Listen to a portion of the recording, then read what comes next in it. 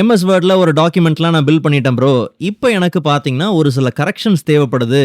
டாக்குமெண்ட்டோட ரீடபிலிட்டிய இன்னும் கொஞ்சம் இம்ப்ரூவ் பண்ணலாம்னு நான் நெனைக்கிறேன். கிளாரிட்டி கொஞ்சம் அங்கங்க தேவைப்படுது அப்படிங்கிற பட்சத்தில, அப்ப நமக்கு ஒரு ரைட்டிங் அசிஸ்டன்ட் பார்த்தீங்கன்னா தேவை. இது எம்எஸ் வேர்ட்லயே பார்த்தீங்கன்னா இருக்கு.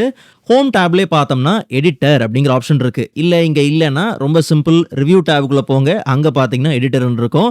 இத லான்ச் பண்ணுங்களேன். லான்ச் பண்ண உடனே எடிட்டர் ஸ்கோர் அப்படின்னு ஒண்ணு வரும்.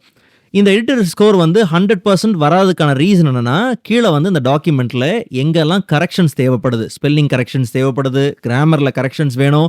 அது இல்லாம டாக்குமெண்ட்ல கொஞ்சம் ரிஃபைன்மெண்ட்ஸும் பார்த்தீங்கன்னா தேவைப்படுது. இதனால தான் இந்த எடிட்டர் ஸ்கோர் பார்த்தீங்கன்னா கம்மியா இருக்கு. ஸோ நம்ம டாக்குமெண்ட் அனலைஸ் பண்ணி தான் இந்த ஸ்கோர் வருது.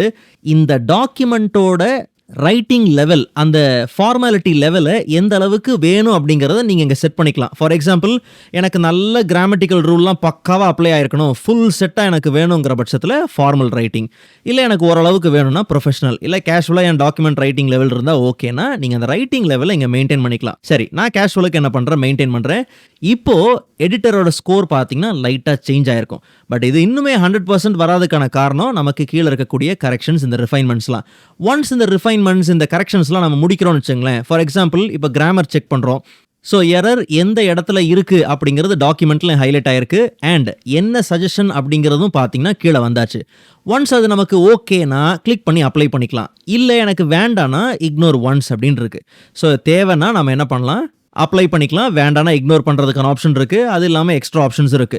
ஸோ ஒன்ஸ் இதெல்லாம் நம்ம செஞ்சு முடிச்சிட்டோம்னு வச்சுக்கோங்களேன். முடிச்சதுக்கு அப்புறம் இப்போ ஃபார் எக்ஸாம்பிள் இந்த கிராமர் எல்லாத்தையும் நம்ம செஞ்சு முடிச்சிட்டோம்னா, இப்போ நமக்கு டாக்குமெண்ட்டோட ஸ்கோர் பார்த்தீங்கன்னா இன்க்ரீஸ் ஆயிருக்கும்.